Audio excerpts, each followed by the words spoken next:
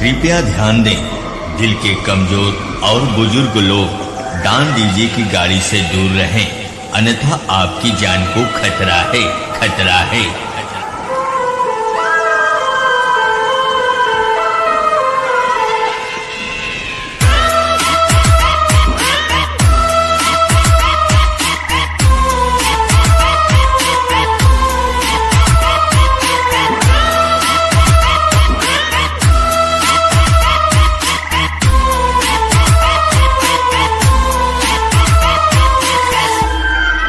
कैसा लगा मेरा मजाक?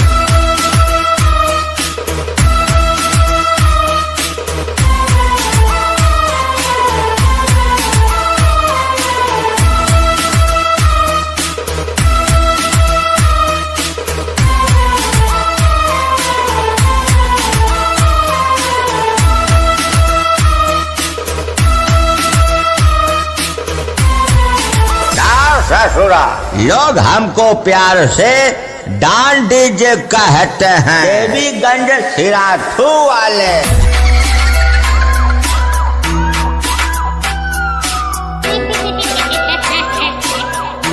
John DJ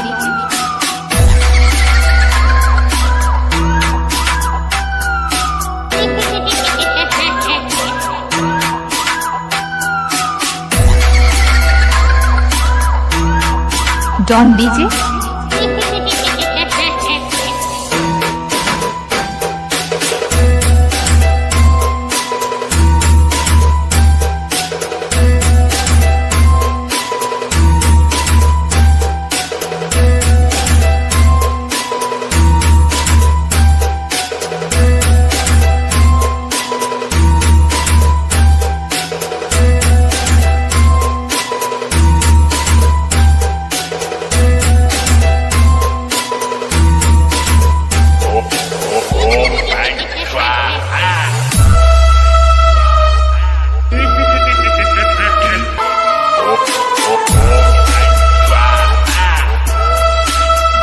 John DJ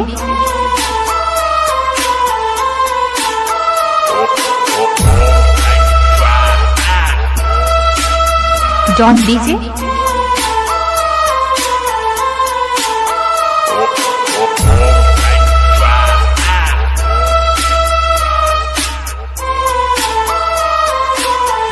John DJ